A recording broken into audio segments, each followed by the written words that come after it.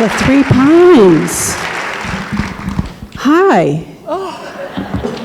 Everybody feeling pretty good? This is great. I'm so excited to be here with you, Louise. And I know probably many in the audience know this, but if you don't, you were a radio host and journalist before. Are you talking to me? Yes, I am talking to you. And so I was just enjoying all these people. I know. It's exciting. So I want to, this career, you know, CBC, you're this radio host and journalist, and you decide to become a mystery writer. Tell us about that decision. It seemed a natural progression to go from public radio into murder. I had lots of time to scheme. Well, I'd wanted to write. First of all, I want to thank you so much, Mindy, for coming, for doing this, and I want to thank Titcombs for you guys. You're so lucky with that bookstore, isn't it? Fantastic. So thank you. And this is the best set ever. This is fantastic. And there's, I see Armand has been. Yes. There, it's in his boots. I'd wanted to write since I was a child. I can tell you exactly when. I was 8 years of age. It was a Tuesday. No. I know you're all thinking, oh God, she's 60 years of age and she's going back to when she's 8. That's 52 years. We'll plow through. Fortunately for you, it's riveting. So I was just a really fearful child. I don't know why. Thankfully, I was never given a reason to be afraid. But I was afraid of everything. Other children, hugely afraid of other children. I was afraid of the night. I was afraid of the daytime. I was afraid of just my cardinal fear, I think, was spiders, which was verging on a phobia. And my favorite place to be, and still is, the only place where I sort of felt safe and sovereign was alone in my bedroom reading. And it's still my favorite place. And I can see you nodding because it's probably your favorite place too, or many of you. It got so bad where when I was bad as a child, which wasn't really very often, but as punishment, my mother would send me outside to play.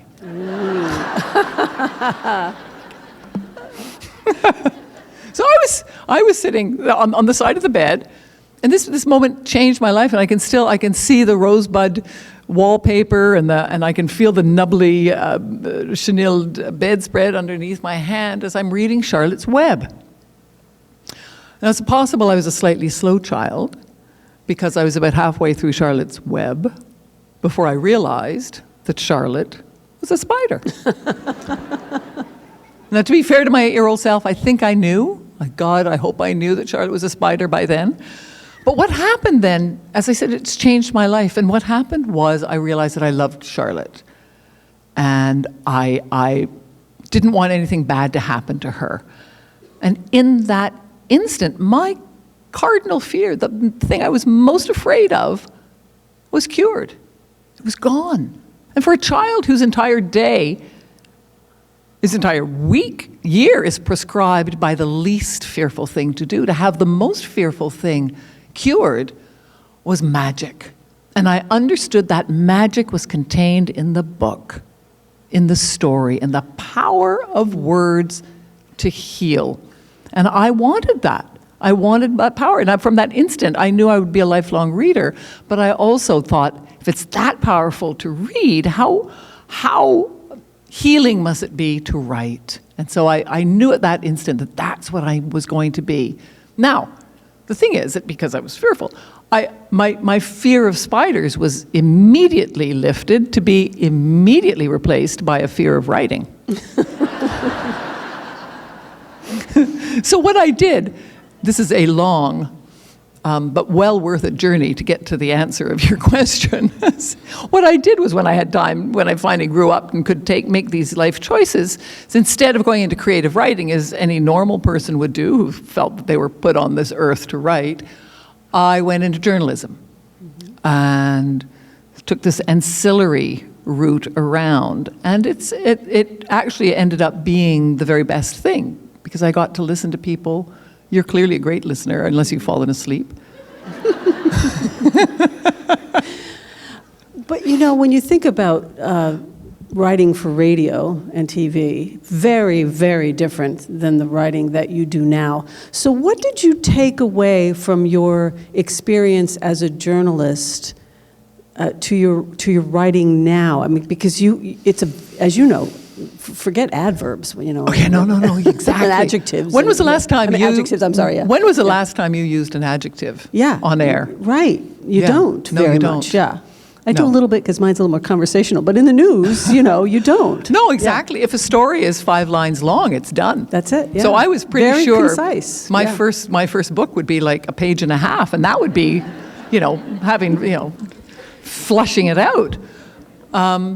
So that wasn't helpful. There were a number of things that were very helpful. One was, as I mentioned, you get to, a really good journalist, clearly you, is a great listener.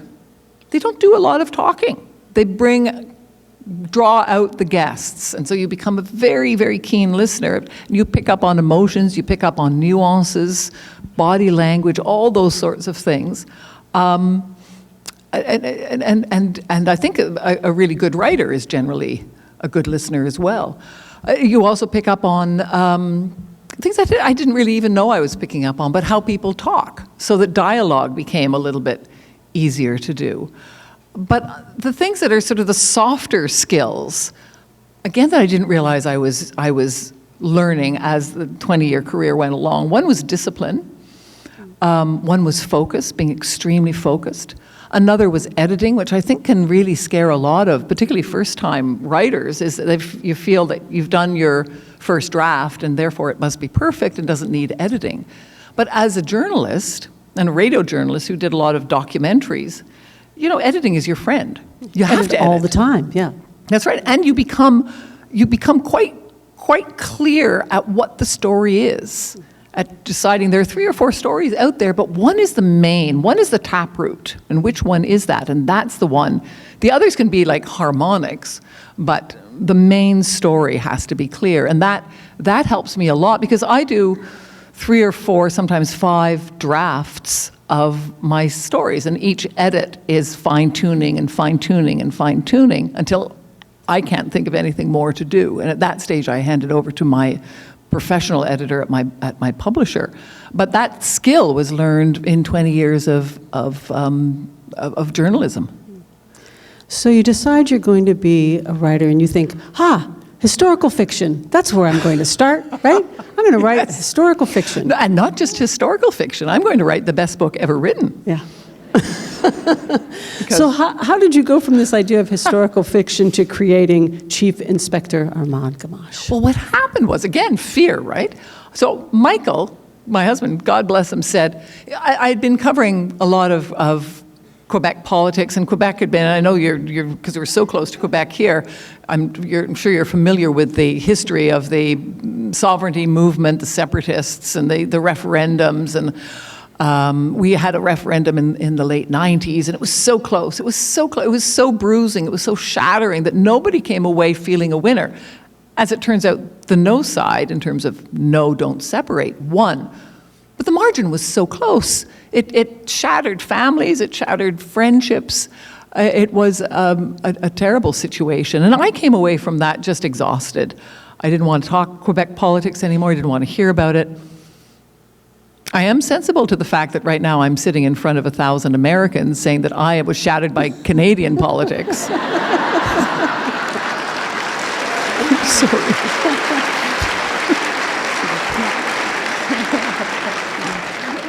But I came home one day, and Michael, God bless him, said, if you want to quit work in order to write that book you've always been talking about ad nauseum. He didn't actually say ad nauseum, but that was implied. And he said the most wonderful thing, almost up there with when he first said, I love you. Nothing will ever be as great as that. But what he said was, I will support you. Isn't that beautiful? It is, yeah. Because when someone says, I love you, and again, there's nothing in the world like that, there is no real act implied or contract implied, at least not by the woman, sometimes by the man. But when someone says, I will support you, then there's an understanding there. And thank God he meant financially. And he did. So I quit work, announced all over CBC Radio I was quitting to write a book, this historical fiction, the best book ever, and then suffered 5 years of writer's block. 5 years. 2 would have been enough. 5, I'm an overachiever. So the inspector is inspired by your late husband, right? Yes. Yes. So Yeah, very much so. Michael is an extraordinary man. He was the chief of hematology at the Montreal Children's Hospital. He was essentially the doctor you never want to have to see because it meant that your child was desperately ill. He had just the worst job in the world, and he just the kindest man. And the first Christmas we were together, we were at a Christmas party at the Children's Hospital, and there were the children playing and Santa and whatnot, and the parents were around, and I'm chatting with some parents and seeing with the kids playing, and I looked across the room, and there was Michael looking at them. Then very slowly he turned so that he was facing the wall, which is not something you see very often. So I went around, and he was crying. And I said, Michael, what are you? What? And he said, he alone in that room knows which child will see another Christmas. And if I didn't love him before that, I loved him at that instant. Michael learned from those children what a gift life is, and what a betrayal it is of those kids who don't ever grow up to get gray in their hair, if those of us who do don't live life to the fullest. Don't live it with joy, with gratitude, with awareness, with decency, with kindliness, with courage. And Michael lived it with all those things. He was the happiest man in every room, not because what was happening to those kids made him happy. It didn't. It was devastating. But he loved life because he felt it was his contract with those children. And that's what I try to just imbue Gamache with, that he is a happy man, not because he's a little bit too insensible or stupid to realize how cruel the world is. Of course he does. He knows exactly how cruel the world is. He chooses to be kind because he loves life and he understands how precious life is. It's the yin and the yang. It's the light and the dark. That's what the books are about, the duality of life and death, of the beautiful village and the violation of the terrible crime. The gap between what the characters are saying and what they're actually feeling. So it's about all that duality. So your first book, Still Life, you sort of rejected, I guess, for a while. People would say, hey, I want to make a movie. And you were like, yeah, no. And you finally said, yeah. I so did. What happened? How clever was that? Did anyone here see it? Oh, yay. Oh, dear. Okay. Oh, really? Twice. How many read it? How many read the book, Still Life? See, a lot more people read the book. Right. Okay. Now, how many here liked the movie? Oh, a couple. The Twice woman. Somebody over there, yeah. Well, I'm glad. I'm happy. I'm happy about that. And I try not to criticize the movie too much because I understand that as a writer, it's never going to be able to capture everything that I feel it should capture because the book is genius. No, it just can't. I know, I understand that. And a movie has to be, you have to hand it over to the filmmakers and to they take make a political movie. license, yeah. And a movie isn't a book. Yeah. And I also don't want to criticize it because I don't want the actors to feel like I'm criticizing them. But I think it was disappointing. You know, these characters, without being too precious about it, have given me a life beyond anything I ever dreamed. And I can dream pretty big. Michael used to call me a horizontalist because I would spend most of the day trying to get horizontal, either on the bed or in the bathtub or on the sofa. And he used to have to listen to me. This was before I'd even finished writing Still Life. I'd be in the bubble bath practicing my Oprah interview. Oh, good question, Oprah. Oh, yes, no, that's so insightful. And we'd become best friends. Of course. Of course, and then I would have to unfriend her because she's very clingy. amazing. In the next room, listening to this babbling on. So I dream big. I had 40 some years to dream about what it would be like to be an author, and I never dreamed this big. I never dreamed I would walk out on the stage here in Sandwich and see this number of people and have such a great time. So, I mean, I'm very aware of how lucky I am, because there are a lot of authors who write better than I do, who work harder than I do, and who haven't enjoyed the success. So it would be churlish of me not to embrace this gift of the success that I've been given. But the characters, you know, they've contributed to this success, and I feel that I owe them protection. I owe them books that are worthy of them, as I owe you. I mean, you're spending time. Many of you are spending money, lots of money, I hope, on the books. So, you know, I did not do a very good job in that first movie of protecting the characters. So now I'm very careful about giving permission, and I've turned down every subsequent. Oh, there's some, you know, that are more interesting than others. I'm not closing the door completely. Who here would like to see an adaptation? Let's say a PBS or Amazon or whatever. Oh, look. Oh, that would be good. Okay. Who here would rather not? Oh, got a couple. Yeah, there's a few. Quite a few. Yeah, That's right. Because it's never as good as the book, right? Never as good as the book. You can't fit all that into a movie. So I was curious because a lot of authors say that. They have that kind of bittersweet feeling when somebody asks to make a movie out of their book because they know it's out of their hands. They're going to take, license and, change it. For me, what could work, I'm great friends with Anne Cleves. And her two series, Vera and Shetland, brilliant writer, really nice woman too. She's had a terrific experience, and so she and I talk about it, and that's encouraging. And the nice thing about a series, I think, if I can get my head around it, is that maybe the first few episodes, adaptations might feel a little superficial, but as you go along, of course, you learn more and more about the characters, and they deepen, and it becomes a familiarity. So I don't know. I'm flummoxed. And there's a lot of people who make the comparison to Hercule Poirot, Agatha Christie's character, that this, Inspector Gamache could be the next Hercule Poirot. Do you know? To be honest, with you, I don't really like that comparison. No. No. Well, I love Poirot, but he's, Poirot never changed. You read The Mysterious Affair at Styles, fabulous book, every book in between, and then the final book in the 1970s, I think it was. He was essentially the same man, a little bit caricaturish. But Gamache has a really rich interior life. He's not at all like Poirot. I mean, I like the fact that people think he could be as successful and as well known internationally. I like that, but I think that's where I'm hoping the comparison stops.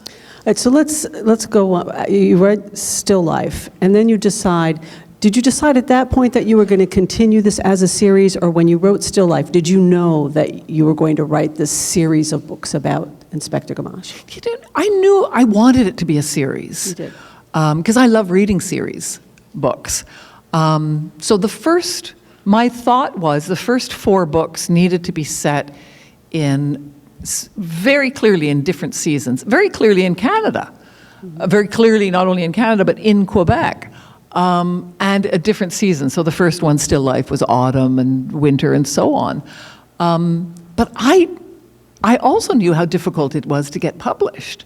So I did not have an expectation that Still Life would ever be published. I wanted it to be, obviously. So I went into Still Life. Every decision I made was selfish because I knew it would take me a couple of years to write it. And if it's not published, then the writing of it is the only reward I'm going to get. So I am going to have to love writing it. And so I created a village I would live in. The first thing I created in the village was the bookstore, which Ruth seems to think is a library, but it's a bookstore. And then the bistro and so on. Have you noticed that there are no vegetables in Three Pines?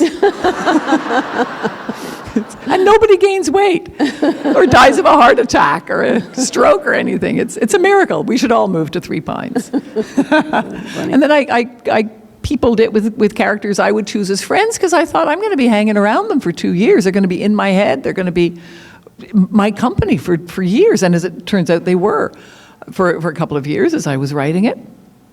And then the main character, and I'd heard about that Agatha Christie had grown weary of Poirot. And I don't know if it's true or not, but I think one of the reasons was that he didn't change. Right. I don't think you can blame Poirot for that, frankly. So I needed to create a man who, first of all, I would marry, whose company I would choose to be in, and who had a rich interior life and a complex history that we don't necessarily know at the beginning, but we get to know him. So talk about some of the other characters and character development. Lots of times writers, they're writing a book and somebody is sort of a minor character and they go, but they just wouldn't stop talking. I had to make them a major character. Isn't that annoying when they say that? They're just like, they got to be more in the story. So talk a little bit about the character development and which characters those were for you that said, nope, I need to be more of a character in your stories. Well, to be honest with you, initially, right off the bat, before I actually even started writing, I think, my initial idea was that Peter and Clara, the artist couple, would be the major characters. Because I love the Thin Man, and I thought, well, maybe I can do a modernized version of Nick and Nora and have it these two characters. But then the more I thought about it, the more it just seemed a little bit cutesy. It seems to be sort of trying to force something. It was also derivative, obviously. But still, as I started writing in the initial draft of Still Life, which was like this big too, do you know what happened? This is a sidebar, and then try to remind me because I'll forget what the question was. I tried to find out, it's probably easier now because there's Google and stuff, but this was before Google. This was in 2001 or 2. I didn't know how long a book should be. So how long should a book be? So I looked at my books. And they're all about 300, 350 pages. So I thought, perfect. It needs to be 350 pages. So I wrote 350 pages, single-spaced. Turns out that was like twice as long as the book should be. I think it was something like, oh God, I don't know, 250,000 words. And it should be 90,000 words. So that's where the editing came in handy. What were we talking about? We were talking about character development. What I did want to say is that in the first draft, this bulbous affair, Gamache didn't show up until I think the third or fourth chapter. It was all setting up Peter and Clara and whatnot. And that was an example where Nickel knocks on the door and there's Gamache. And there's Gamache having this conversation with Reine Marie, I think about a baptism or something. And it was just such a fun relationship. And he just seemed like someone who you think he can anchor the story. He can be the center that will hold, much more so than the artist couple. So then he very quickly became the main character. And Nickel, who was going to be the mentee, the apprentice, who he would then have a chance to explain his process to her. And that was her only role at first. But then we began to see what her interior thoughts were, which again, there was that gap between what she was saying to him, which was all very nice, and what she was actually thinking inside. And so she became a lot more complex and more interesting and ended up coming back in a number of books. Are the characters based on people you know, or are they strictly from your imagination? Well, there's the answer my lawyer would like me to say. Imagination. Imagination. Most of them are actually based on real people. I think many of them have my quality, some quality of me in them. But yeah, Myrna Landers, for instance, is who's the bookstore owner and the former psychologist. She is loosely inspired by a very good friend of ours named Myrna Lashley. Nobody could ever make that connection. So cleverly hidden. Who's a retired psychologist. Oh my goodness. So yes, they're all, there are elements, particularly at first. I think the first draft of Still Life, they were more clearly the real people, and then they had to evolve their own way, so now they're less recognizable. And that was a question I was thinking about, is how the characters have changed through the books. Because you mentioned that Hercule Poirot is the same character. Right. So is that something that's just sort of gradually happened as you're doing the stories? Is it conscious? How have they changed? Well, they've all, I'm hoping, evolved and grown. What I like, again, about the series, and I think of these books as essentially one long book that starts with the first line of Still Life and ends at whatever the final sentence is of the current book. So they're so intertwined at this stage. The growth of the characters I was not planned out at the beginning. I knew I wanted them to evolve, so I created characters who I felt could evolve and who clearly, I think that's one of the joys too of writing about a lot of middle-aged people. Most of them, Gabrielle and Olivier, were sort of in their 30s, but the rest were in their 40s and 50s. They clearly have a history, but we're not seeing the history necessarily. So that was part of the joy, was as the series went on, we not only get to see how the current issues reverberate for them as the series went forward, but we also get to see more of the history and why they are the way they are. And Jean-Guy, for instance, in the first book is very different from the Jean-Guy. I mean, he's recognizable, obviously. You don't want him to be, suddenly he's, a Nordic god. He's recognizable as the same man, but wouldn't it be awful if 15 years, and especially given what's happened to him in the books, that he didn't learn something. What about the research? What kind of research do you have to do? Obviously, I'm assuming you don't know much about being a chief inspector. So you had to do, so how do you... A male francophone chief inspector. Yeah, so what kind of research did you have to do? And you've been writing these books for a while now. Is the research still as intense as it was in the beginning? I think, again, as a journalist, it helped that I had covered a number of police issues. To be honest with you, my desire was not to do a documentary.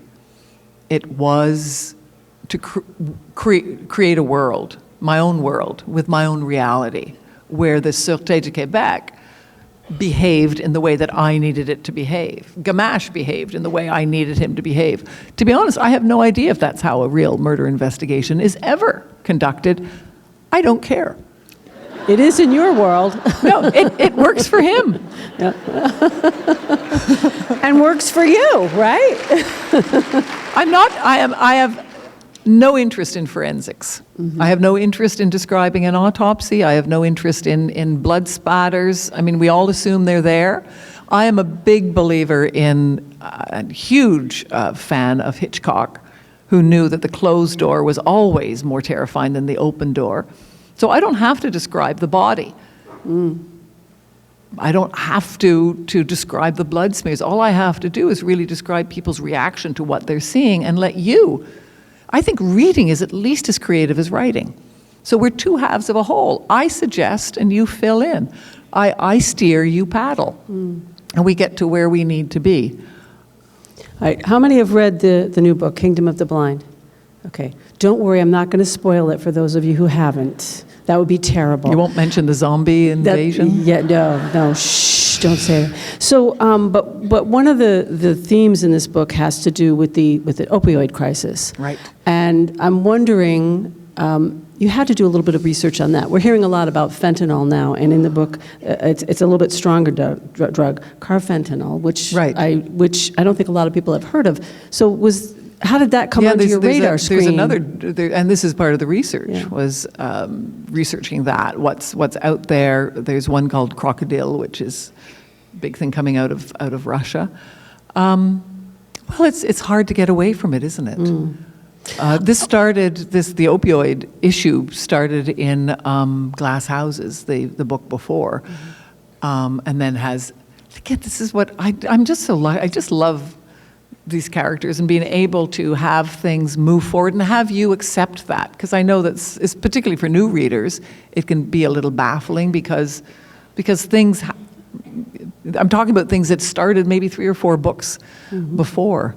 Though I do try to make each book self-standing, so I'd explain, I'm hoping, enough to set the scene without ruining previous books. But it just seemed, it's that the duality of the lovely safe place of Three Pines, which clearly is not safe because nothing bad happens there. I'm very grateful that a lot of bad things happen there. It's safe because, well, like any community. My community is safe not because bad things don't happen. It's safe because of the sense of community, of belonging, of friendship that we all feel, of forgiveness, of acceptance. That's what makes Three Pines safe. It's not that there's no violation. It's when there is a violation, people are there to help you through it. Yeah. And I told Louise before we came out here that generally when I'm interviewing a fiction author, I try not to read to the end of the book so that I can't ruin the ending.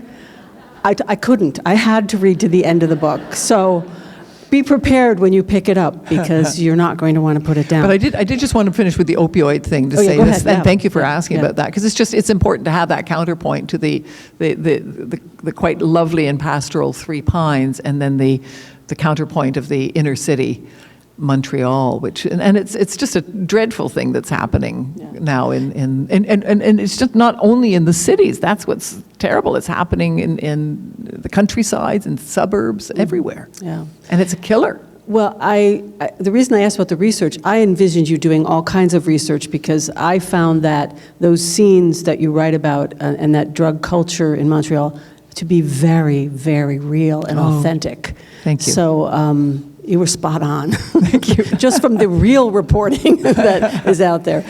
There's one thing, a little section in the book that I wanted to mention because this is the relationship between Armand and his son-in-law, Jean-Guy. And he says Jean-Guy had been warning Gamache about the young cadet since she'd been admitted to the academy by Gamache himself.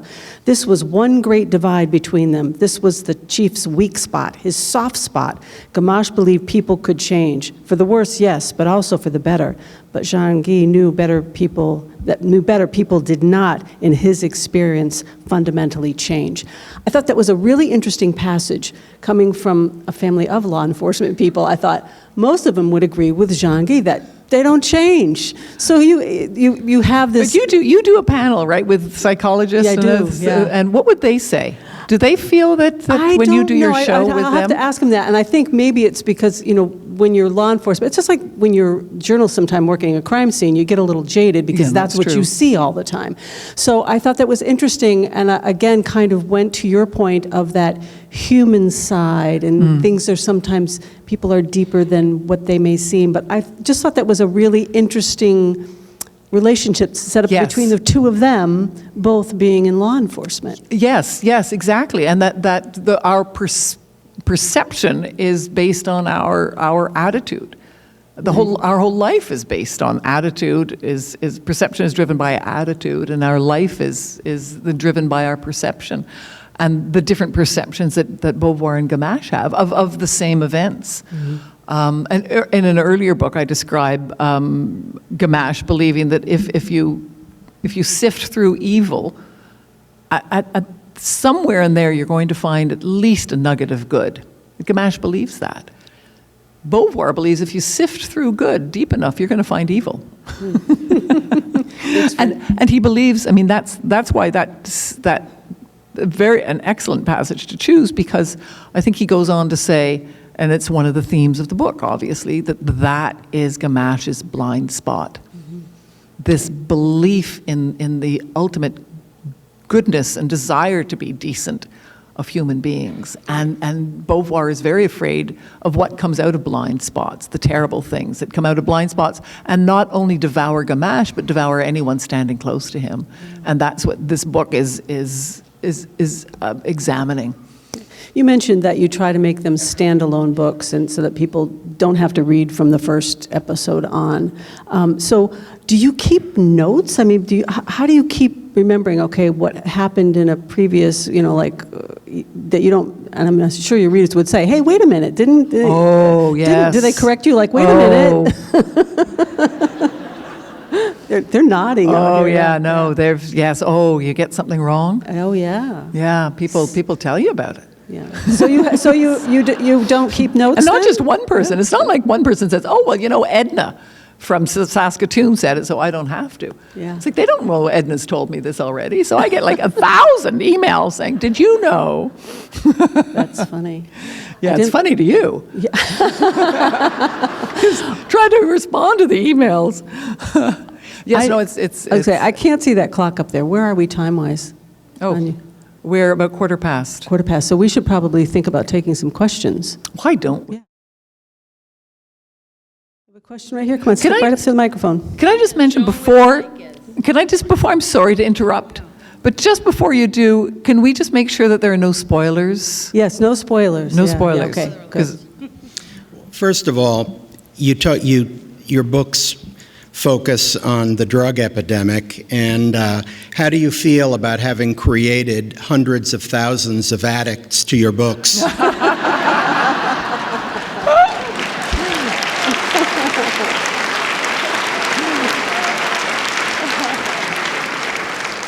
My conscience is clear. Just don't make her mad. Make her mad. Any other questions? You want to come up to the microphone and ask a question? While we're having somebody walk up, I read a great story about how you met your agent. I believe it was a tug of war over a scarf. Oh my God! Everybody had turned down the book, right? Still Life. If I could have sent it into outer space, it would have been an intergalactic failure. Nobody wanted it. And one thing I kept hearing was no one would be interested in a mystery set in Canada. So what do you say to that? I mean, so's your mother. That was not a cogent argument. And so it got turned down everywhere. And then I was shortlisted for an award in Great Britain by the Crime Writers Association. Wonderful award for the best unpublished first novel. Yeah, I know, isn't it spectacular? So I went, and this is where being a journalist helps. I did my research. Michael and I went to because I knew that the award was really to be in the room with all these people I'd spent 2 years trying to get their attention.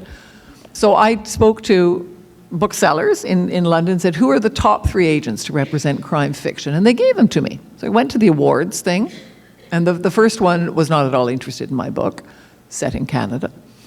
The second one was drunk. And the third one wasn't there. And then I lost.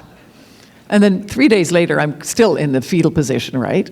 And Michael peels back the now crusty bed sheet, and says, you got to get up. You got to get up. We're going to go to this sale of goods, which happens, I don't know if they do them here, but it happens around Christmas. You're invited to someone's private home. It's a cocktail party, and it's often a fundraiser.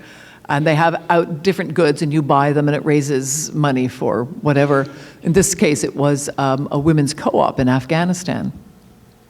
So I did not want to go, but by then Michael was going stir crazy, and I smelt, so I really had to do something, hose me down, and off we went. But there was this beautiful blue pashmina, so I reached for it, and this claw reaches out at the same time. So now we've got 2 pretty anal Anglos playing a tug of war with this pashmina. But of course, we cannot admit that this is happening. So we just, oh yes, nice day. Oh, so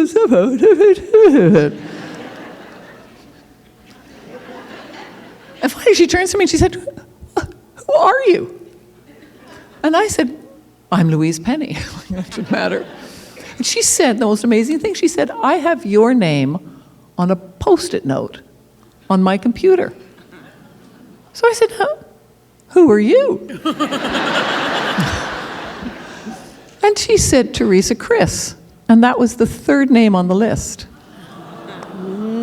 In all of London, in the entire world, there was one person I had to meet, and it was the only person I spoke to at that party. I let go. I let go, yeah. Good move.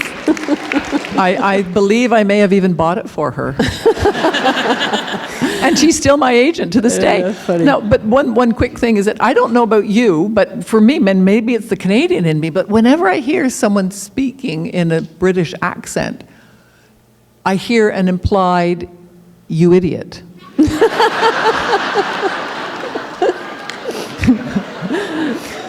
So it's been quite painful 14 years with Teresa. Yes, ma'am, step right up. I'm always interested in your inspiration for Ruth Zardo. And then how does she just continue to get crazier and meaner and nicer and... Yeah, it's important to me that, again, that Ruth, like the gay couple, like anybody, and like the cops, not be cardboard cutouts, that she's not just this eccentric old drunk, that there be a lot more to her. And I'm hoping that as the books progress, we do see more of her character. We see where she comes from. Again, the duality. Most of us have the civil veneer and the stinky insides. She is born inside out. But we all have a saving grace, and her saving grace is her poetry and a degree of insight that's remarkable. So that was important for me to have that there. And she's actually inspired by two people in my life. Two. 0 would have been nice. Yeah. Two. I was at a cocktail party a little while ago, and someone with not a great survival instinct came up to her, one of them, and said, I think you Ruth Zardo.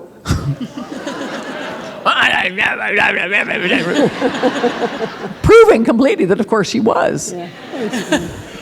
All right, we have, who's next? Come on up.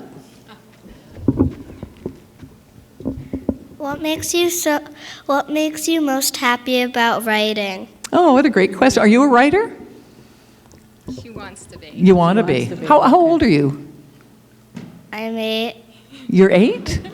Oh my gosh. That's my little self. Oh, I love you. What makes me happiest about writing? Being able to create, being free to create a world that I have some control over, because the world can sometimes be a little scary. Yeah, I like that.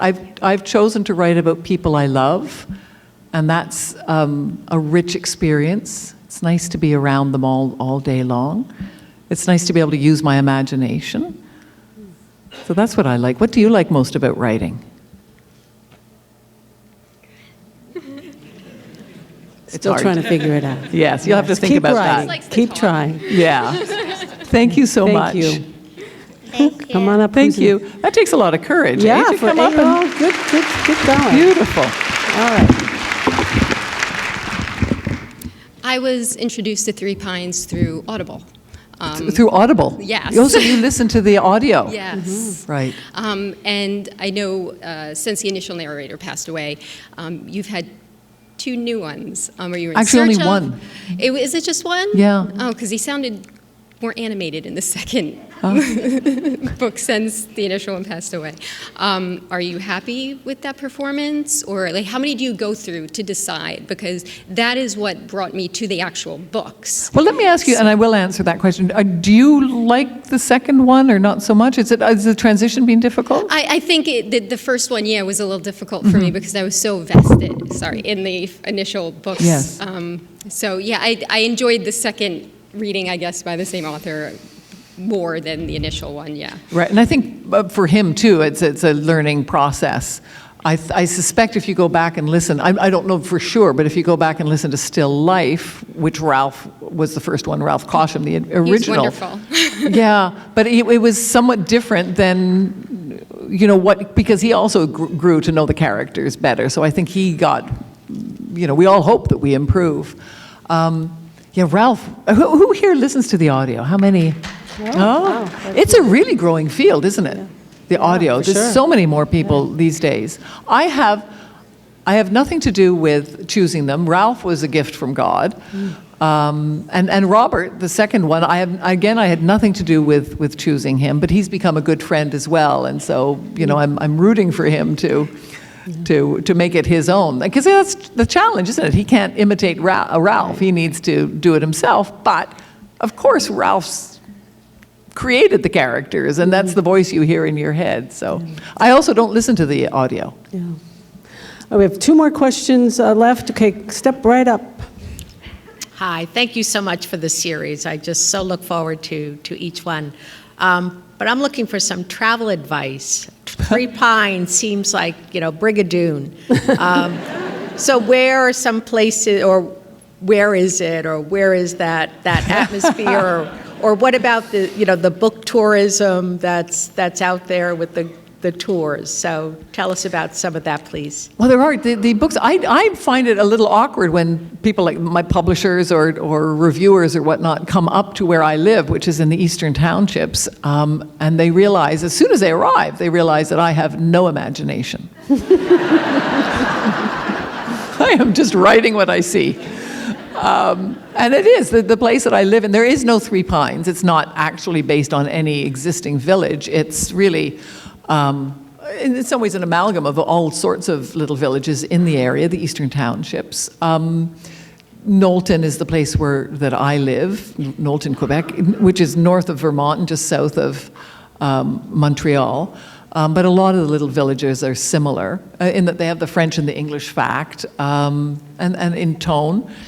A lot of people now are coming, of course, by the busloads, which is great. And there's there's a map you can get at the bookstore, Danny and Lucy's Brome Lake Books, which has the inspiration of where different places are, where the monastery is that inspired the beautiful mystery. Now, I do want to say that the monks were very clear, because this is a Benedictine monastery, where they sing Gregorian chants, and they've taken, if not a vow of silence, a strong suggestion of silence. But when it came time to research the books, the monks wanted to be very clear that this was not fact. No murders have happened. In fact, the abbey, after Michael and I stayed there to do the research, and just as we were leaving, I think he wanted to make sure we were in fact going.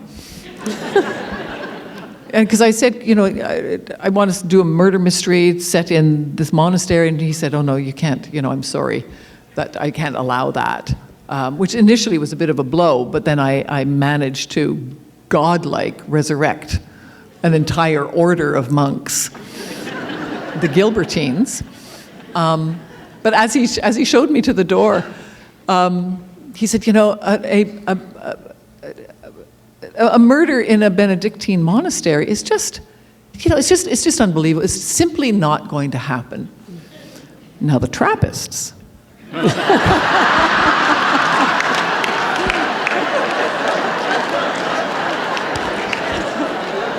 I think that might be one of my favorite moments in this entire writing career. Threw an entire order under the bus. But people come up and there's actually now a local tour operator who will take you around, and there's a Bury Your Dead tour in Quebec City. Bury Your Dead in Quebec City, which is a little confusing, I think, for people who haven't read the books. Thank you. And our final question to you, sir. Again, thank you for your series. I really enjoy it. Question about characters. Do your characters speak to you and tell you who they want to be and where they're going? Or do you understand your characters, or I'm not sure what that verb is, your characters, and you decide who they're going to be and what they're going to say and go? It's an interesting question, but who's kind of in charge? I have a sense of where I want them to evolve, but I don't want to strangle them or hold it too tight that there can't be room for inspiration and surprise. Those sort of grace notes that can appear in the quiet. So I try not to hold on to it too tightly. There are some things that have come as a surprise, and many things that are actually planned. So I hate to say it's a bit of both, but it is actually a bit of both. What I do know is when I've gotten it wrong, they will tell me. When Gamache says something that just it's just not, he wouldn't say that, or he wouldn't do that. Often it isn't until the second or third draft that I realize, something's wrong, and it's because he would not do that. So I know when I'm wrong.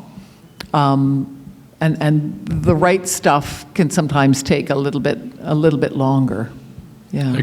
That was supposed to be our last question, but let's have this lady ask the really last question. Okay, I just have one quick question. You write about people who are French speakers, and you make the distinction between Francophones and Anglophiles. And I'm wondering if you speak French fluently, or do you know just the swears? Merde. I've been found out. It's an interesting little fact. I think it's evolving now as the cultures meld a little bit more, but the Francophones tend to swear with the exception of merde, using religious symbols. Hostie, tabernacle, sacré. The English tend to swear using bodily functions. But yeah, no, I went to, when I arrived in Quebec, unilingual English. Well, I'd taken some French in school, but mostly unilingual English. I moved from Winnipeg to Quebec City, which is completely French. And because I knew, again, being slothful, that if I had any chance, if there was any back door, any crack I could squeeze through and not learn French, I would find it. So I had to put myself in a position where I had to learn French. But oh my God, it was brutal. I got in a taxi cab and asked to be taken to the war, please. He was so nice. He turned around and he said, "And which war exactly, madame?" And I ordered flaming mice in a restaurant, and I called Quebecers good pumpkins, and it was just, oh my God. But did you know, the thing is that when you say something like that, people, they don't get angry. Partly because the Quebecois are very gracious people, but they don't get angry. They just get very frightened. You can tell immediately you've said something wrong, because hide the children. Can I just end, though? I did want to just briefly go back to something, the question of where Three Pines is. Because what I would like to say, and I actually talk about this a little bit in the afterword, that for me, Three Pines actually does exist. And it exists in a way that I find more meaningful than a physical place. And I think of it as a choice.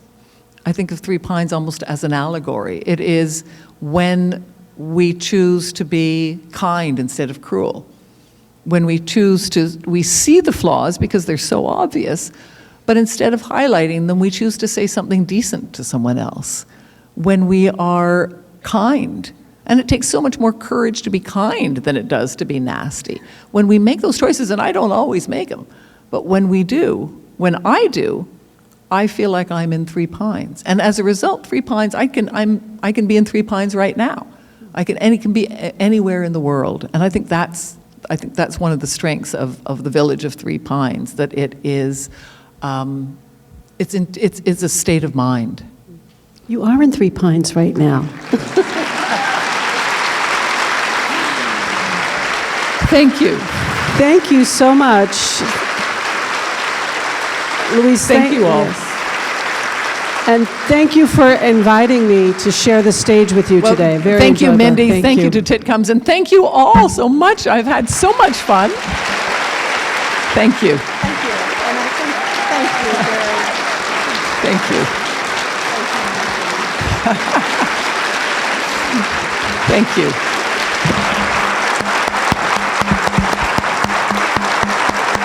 Thank you.